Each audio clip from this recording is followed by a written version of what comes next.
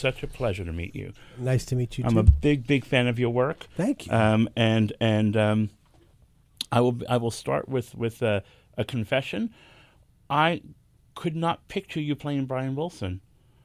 I couldn't picture it, and then I watched it, and I was like, "Holy shit, man! This is real. I get it.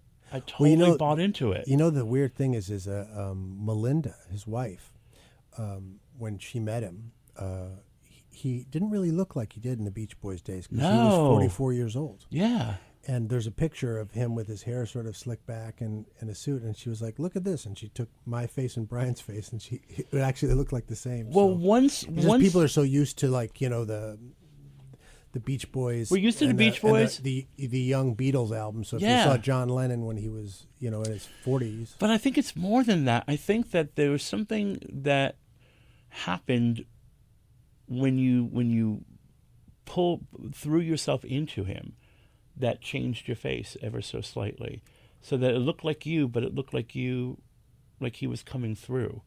I mean, I've had the chance to meet Brian a couple times, and in the movie, once I'm watching it, I'm like, holy smoke, man. Yeah, why didn't I see that before when I was like just picturing it in my mind? What was the first thing you did to understand Brian? Well, I was very lucky because that period in his life that I portrayed was this mystery period of his life. It was almost like he was the music or cultural equivalent of Howard Hughes. They were like, the genius has gone silent. Where has he gone? You know, and you never know where the facts ended and legend began. You know, so there's a lot of speculation about it. And Brian's still here, and he's doing great. And Melinda's here, and I could go hang out with him and ask them about it and talk to them and kind of feel how he navigates through the world. And there is the treasure trove of his music. And most specifically, I would say the Pet Sounds Sessions album and the Smile Sessions album. Smile Sessions album is, I can't even find words. So whatever, you can't really, it's very difficult to describe the impact that album and those two albums had on the rest of pop culture and music across the Atlantic, across the world. But it's revolutionary and revelatory, and there was like an earthquake of music that came out of the guy with one ear by himself. And we're not talking about the Beatles with, you know, Epstein and George Martin and Ringo Starr and I know John Lennon, Paul McCartney. Right, this is just one guy with one ear. It all lives inside his head. And so when you want to know things about Brian, you have to go to the music too, because all the feeling is there. All the things that you don't think can mix. You can't the stream of emotions that are in the guy are all there in his music. And so when if you couldn't figure out a fact, you could get the feeling from his music. You know, it's so easy to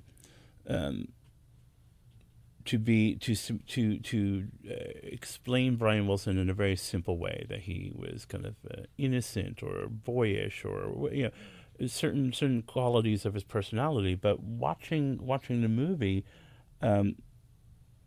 very, very delicate line that you walk between that part that is forever fragile and innocent and the part that is very much a man. Mm-hmm. How did you measure that? Because it feels like you stood there with like an eyedropper, like a scientist trying to measure it into like, you know, some sort of mental bowl or something. That's I'm very flattered that you think that. And what I was very happy with is that the people that are closest to Brian and know him, and like the people who he recorded and made the Smile sessions with at the Royal Albert Hall, and everyone in his band, the reason they became friends was because of their love for Brian Wilson, and then they're playing in a band with Brian Wilson, playing his songs, and they say to me, well, we have to like sometimes just pretend like this is just a job, because we'll tear up if we're if we realize that we're playing Brian's songs. I mean, they love the guy so much, and they get it. That they said, you know, that's the Brian that we know, not the Brian from the Beach Boys. which a lot of people knew, but the Brian that sort of reemerged when he had to reconstruct his personality and crawl out of the hole he was in. It's funny because so I was very gratified that they felt good about it. Like his family and friends and people who love him feel like we did him proud. So it's a real gives person. Me a lot of pride. And it's fully realized that there's. See, I think the key I think about him is I was just trying to think. It's very hard to talk about him because it's like you should just write books about his creative process, right? So it's not a soundbitey kind of thing. No, it's not. But I think he's just such an unformatted soul. Like he does. It's not, you have your TV show or your radio show. All right, I'm an actor. All right, those are our boxes. Let's define it. He doesn't give a fuck about any of those lines. He doesn't care about any of those distinctions. He's a real pure creative spirit. And all of us who get sort of told to stay in our lanes and put in our boxes, that's why we look at Dylan and Brian Wilson as these North Stars, is because we know that we could be doing more, but like we limit ourselves. Like our imaginations aren't as free as our souls are. So I think that's. Anyway, that's very interesting. When you're immersing yourself in that world, how scary is that? Because what you're really describing is someone who, in many ways, by people who didn't know better, defined him in very limited terms, and what he really is limitless in a way that we're not. Yeah, I think so. I think he's there's a misconception. I also think that people a lot of times they mistake kindness for weakness. Mm-hmm. They sure do, and that's a big fucking mistake. Yeah. But because he's a strong. I mean, to survive what he survived, he's a tough guy. He just doesn't have any. He doesn't have any malice in his heart. And it was a great honor to try to do justice to him. But he doesn't even speak badly of Dr. Landy. I know. He having the last time I actually I'm very excited because we're going to talk to Brian tomorrow about this project. But I remember talking with him a couple of years ago, and I was struck by the steel will, and yet, just somehow trusted that you weren't going to hurt him, which is very, very weird. And I did find that really intimidating. I'm curious to know what about him woke up. Was there anything new about you that woke up, or something that you hadn't seen inside yourself? Yeah, you hope so. You hope that those things happen to you as an actor, and you try to think of those things. If you go into a deep process, you try to hope that it's sort of initiatory in some way, like you bring something out of yourself and heal it up a little bit. But I think anytime pain turns into something beautiful, that's alchemical, right? It's like you're turning something that lead into gold, or something that should be disposable into something of great value. So he's kind of the patron saint of that. Yeah. In some ways. So I don't think it's possible to immerse yourself into Brian's world and not feel like you came out of it with a more open heart, which is kind of a great gift. It is a great gift. So I hope I've become a little less cynical and a little less full of shit. Right on. That's John Cusack joining us here on The Jolt. I'm Larry Flick. The movie we're talking about is called Love and Mercy. It opens tomorrow. Did you meet Paul Dano? Spend any time with him? Paul Dano plays the younger Brian. We didn't really. Paul and I went in with the assumption that it would be sort of two different takes or two different voices on Brian. Yeah. And hopefully it would harmonize, right? It would turn into something that was of a whole. So we sort of overlapped and spoke a little bit, but I think it was interesting in retrospect. We both took that Smile Sessions record, which was, I think, his creative apex, and then the thing that he was able to then reemerge and finally play at the Royal Albert Hall with Paul McCartney weeping in the front row. We basically took that as we both basically just immersed ourselves in that without knowing that we were both going to do it. But I think that was kind of the design of Bill Pohlad and Oren, to just have two totally different takes, and then hopefully they would turn into a harmony. Do you look back at your own battery of work and feel like there's an apex moment? There's a moment that you want to tap every person you run into on the shoulder and say, dude, look at that. No, I sort of think like I've done some things that sort of have a pulse, you know, and then I'm happy to let them go. But I think one of the things, not to like circle it back to the movie, but I think it is true, is that this everybody thinks the Pet Sound Sessions was a huge hit when it came out. It wasn't. No, it wasn't. No, and Smile Sessions, they were like, they thought he thought he'd never put it out.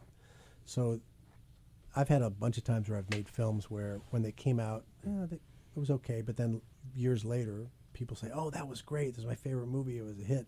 So I've learned not to trust. You know, it's nice when people love a movie right when it comes out, Mm-hmm. but that doesn't tell the whole story. There's a lot of times when people love movies and then they forget them, and then there's movies that were forgotten when they first came out or nobody wanted to talk about that have now grown. So I learned to just sort of, if I think it's good or it's alive and has a pulse, you put it out there, and then it's great if they like it now, and if they don't like it now, maybe they'll like it later, and you know, it's all part of it. It's very interesting to do something as that I view as being so personal as performing in front of people. It's a very vulnerable thing, and to be able to, in some ways, let it leave your fingertips and not and be okay with that. Yeah, you have to learn how to do it for sure. It's, you know, things sting and hurt. And Yeah, of course, everybody wants to be accepted, and you know, all those things. Yeah. But yeah. And so, did you find that, to bring it back to Love and Mercy, did you find that there was something about playing this dude who you could see made you perform differently? Because he's not a creation in your head. No. No. And there are people who are going to be, there are going to be people, and you know this because you've been in the business a long time, you know that there are going to be people whose entire being will be tomorrow to poke holes in this movie. Sure. Because they're assholes, right? Yeah, but that's like, you know, So that's just Tuesday. right, Yeah. right. Yeah, So like, what the fuck? so you know, so you're playing this guy. You know how people, you know that there are going to be people like me who are going to be like, okay, this is going to be good. I want this to be good. And there are going to be people who be like, I want this to be a piece of shit. How do you make sure that you block that noise out and you just zero in? Well, for me, it's a weird thing too, because it's like we've done the movie and we've done the work on the movie, Mm-hmm. and now it's, you know, it's time for it to interact with other people, and they have their own experience of it. So, you know, I'm sort of preparing for the next thing that I'm doing. I'm writing something, so it's not that I don't want to talk about it or enjoy it or think about it, but I already did all that work. And Is it weird to relive it then? yeah, you sort of have to come back to it again so when you've sort of almost tried to sort of let it go and do that. But you know, we had a premiere of it last night in Los Angeles, and you know, Brian's family and band were around there, and they were very emotional in a good way. And they are the critics that I cared about most, to tell you the truth. But by the way, everybody seems to be loving the movie, and I've gotten nothing but great response for it. So I don't care about it. People, I mean, I don't care what people want to poke holes at it. It's okay. They'll do that or they won't. But I know one thing: doesn't matter what anyone says. In 5 years, if people are still going back to the movie and finding new things about it, and if it's still touching people, or if people who felt like they had mental health issues don't feel stigmatized by it or not ashamed of it, you know, it's going to have its own life, and that doesn't really matter what I say or what anyone says. It's got its own trajectory now. Well, what's really great is you can feel that this is going to fit very nicely in your legacy of work, because it's I don't know.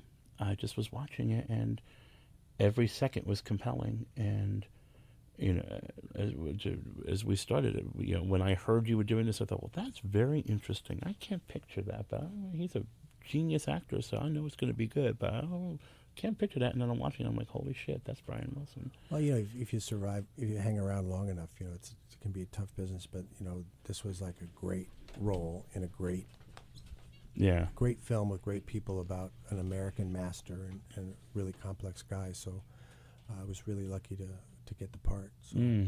Well, John Cusack, what a pleasure. Thank you. To finally have you on our show. I'm a Nice to talk to you. big fan. The movie is called Love and Mercy. It's actually the name of my personal favorite ever Brian Wilson song. So we're going to play that right now. Go see the movie. It opens tomorrow.